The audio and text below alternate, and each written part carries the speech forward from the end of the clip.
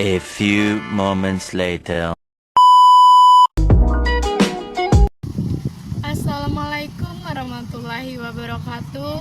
Perkenalkan, nama saya Lara Gunarti, NIM 2423240070 dari kelas 2C PGMI. Di sini saya akan membuat tugas UAS mata kuliah Quran Hadis dari bab 9 sampai bab 13. Selamat menyaksikan. Baik, di sini saya akan menjelaskan bab 9 tentang kajian tematik Al-Quran dan Hadis. Yang pertama yaitu pengertian tematik atau madhu. Kajian tematik adalah metode perkajian Al-Quran dan Hadis dengan cara mengumpulkan ayat-ayat Al-Quran dan hadis-hadis Nabi Muhammad SAW yang berkaitan dengan satu tema tertentu, lalu dianalisis secara mendalam untuk mendapatkan pemahaman yang menyeluruh dan terpadu. Selanjutnya yaitu tujuan kajian tematik. Yang pertama yaitu memberikan pemahaman yang komprehensif tentang suatu tema dalam ajaran Islam. Yang kedua yaitu menyelaraskan antara kandungan Al-Quran dan hadis dalam menjelaskan sebuah persoalan. Yang ketiga yaitu menjadikan ajaran Islam relevan dengan permasalahan kontemporer.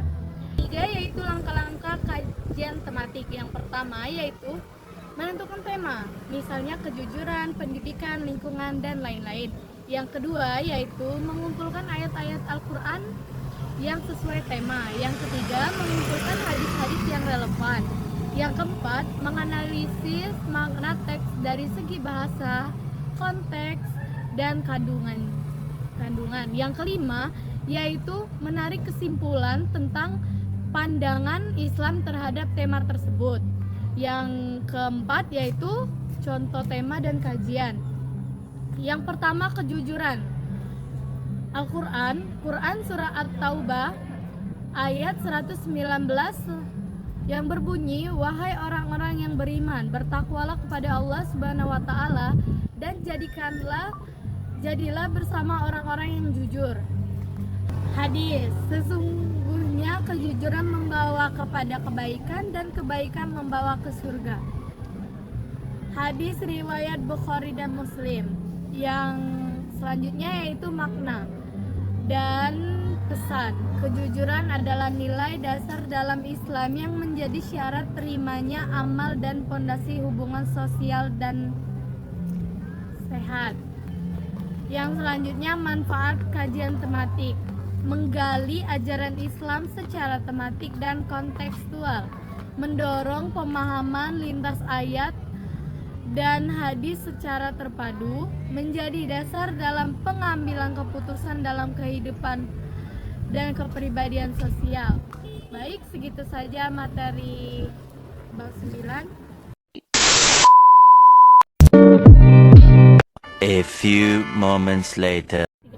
Baik, di sini saya akan menyampaikan materi bab 10 yaitu Al-Quran dan Hadis. Pengertian Al-Quran. Al-Quran adalah kitab suci umat Islam, diturunkan kepada Nabi Muhammad SAW melalui malaikat Jibril, berisi petunjuk hidup bagi umat manusia. Ciri-ciri Al-Quran yang pertama yaitu ditulis dalam bahasa Arab, terdiri dari 114 surah dan 6.236 ayat, bersifat mutlak dan tidak dapat diubah oleh siapapun. Pengertian hadis. Hadis adalah segala ucapan, perbuatan, dan ketetapan Nabi Muhammad SAW menjelaskan dan memperinci isi Al-Quran. Fungsi hadis adapun yang menjelaskan hukum-hukum dalam Al-Quran menjadi sumber hukum Islam. Yang kedua, setelah Al-Quran menjadi teladan dalam kehidupan sehari-hari. Perbedaan Al-Quran dan hadis. Al-Quran, hadis, wahyu dari Allah, perkataan dan perbuatan Nabi mutlak kebenarannya, bisa diteliti sanad dan matanya, dibaca dalam salat tidak dibaca dalam sholat. Yang terakhir yaitu Al-Quran dan hadis adalah pedoman hidup umat Islam. Keduanya saling melengkapi dan menuntun kehidupan umat. Baik, terima kasih. Saya akan melanjutkan materi bab 11, yaitu tentang pembelajaran Al-Quran untuk membentuk karakter. Al-Quran bukan hanya sumber hukum, tetapi juga pedoman akhlak dan pembentuk kepribadian.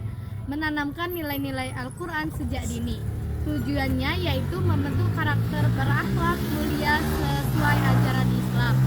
Pengertian karakter. Karakter adalah sifat atau watak.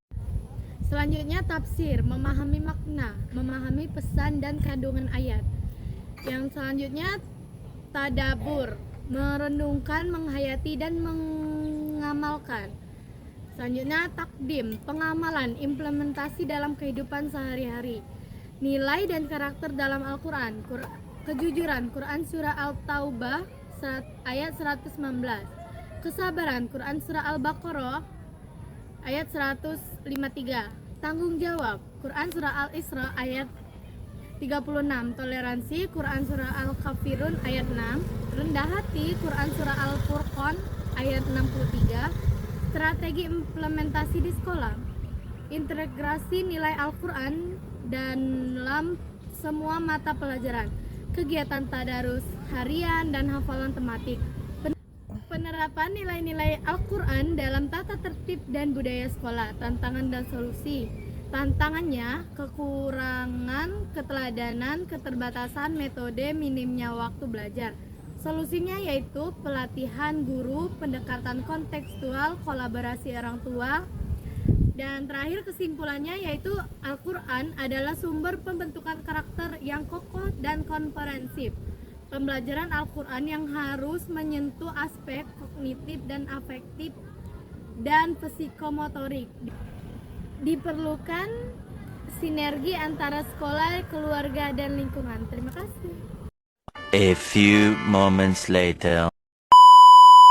Baik, di sini saya akan melanjutkan bab selanjutnya yaitu bab 12 tentang implementasi Al-Quran dan hadis dalam era kontemporer. Al-Quran dan hadis tetap relevan sepanjang zaman di era modern. Implementasi nilai-nilai Islam penting untuk menjawab tantangan zaman. Nilai utama dalam Al-Quran dan hadis yang pertama yaitu kejujuran. Quran surah Al-Ahzab ayat 70, keadilan Quran surah An-Nahl ayat 90, amanah dan tanggung jawab harian Bukhari, toleransi dan kasih sayang Quran surah Al-Hujarat ayat 13. Implementasi dalam kehidupan pribadi, menjaga etika digital, media sosial dan informasi hoax, mengutamakan kejujuran dalam pendidikan dan pekerjaan, hidup sederhana dan tidak konsumtif. Quran surah Al-Furqan ayat 67. Implementasi dalam kehidupan sosial, menegakkan keadilan sosial, menyuarakan toleransi antar umat beragama, ikut serta dalam kegiatan kemanusiaan dan lingkungan. Implementasi dalam dunia dan teknologi pendidikan, menggunakan teknologi untuk dakwah dan pendidikan Islam, membangun konten positif dan edukatif, memfilter budaya dengan nilai-nilai Islam. Tantangan dan solusi. Tantangannya yaitu sekularisme, hedonisme, dan hoax. Solusinya yaitu literasi, keislaman, dakwah, kreatif, dan keteladanan. Perlu kolaborasi antara ulama, akademisi, dan masyarakat. Penutupannya yaitu Al-Quran dan hadis relevan dalam segala zaman. Implementasi nilai-nilai harus kontekstual dan solutif. Islam adalah agama yang rahmatan lil.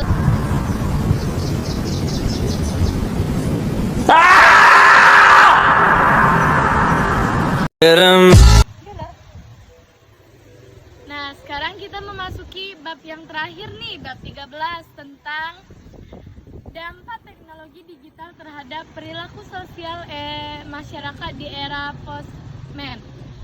Teknologi digital adalah merevolusi interaksi sosial. Neil Postman mengkritik perkembangan teknologi sebagai ancaman terhadap budaya, makna, dan tekanan sosial. Kajian ini melihat fenomena digital melalui lensa pemikiran Postman. Siapa Postman adalah tokoh komunikasi dan kritikus budaya asal Amerika. Karya utamanya yaitu Amusing Oversized Studied and Technology, menyoroti dampak teknologi terhadap budaya dan kesadaran manusia. Konsep utama Postman adalah teknologi masyarakat tunduk dan tergantung sepenuhnya pada teknologi. Information flood, banjir informasi tanpa makna. Media as epistemologi, media membentuk cara berpikir manusia. Dampak positif teknologi digital yaitu akses informasi cepat dan luas, mempermudah komunikasi dan kolaborasi sosial, munculnya komunitas digital dan jejaring sosial, pemberdayaan melalui platform digital, pendidikan online. Dampak negatif teknologi digital yaitu perspektif Postman, penurunan ke dalam makna komunikasi dari diskusi, makna, dan hiburan dangkal, ketergantungan dan disorientasi, nilai masyarakat kehilangan arah dan makna, kehilangan privasi dan empati, oversharing dan desorientasi, fragmentasi sosial, hidup dalam gelombang informasi, perubahan perilaku sosial, interaksi tatap muka berkurang, budaya instan dan viral mendominasi, identitas sosial dibentuk oleh algoritma, peningkatan polaritas dan konflik digital. Solusi dan rekomendasi yaitu membangun literasi digital kritis, menggunakan teknologi dengan kesadaran nilai, pendidikan, karakter, dan etika digital, mengembangkan media dan humanistik yang berorientasi nilai. Kesimpulannya yaitu teknologi digital membawa perubahan besar dalam perilaku sosial. Pemikiran Neil Postman mengingatkan kita tidak tunduk buta terhadap teknologi. Kita perlu menjadi pengguna teknologi yang sadar, kritis, dan bertanggung jawab. Baik, terima kasih. Baik, begitu saja materi yang dapat saya sampaikan. Apabila ada yang kurang mohon dimaafkan. Saya akhiri, wabillahi taufiq wal hidayah. Wassalamualaikum warahmatullahi wabarakatuh.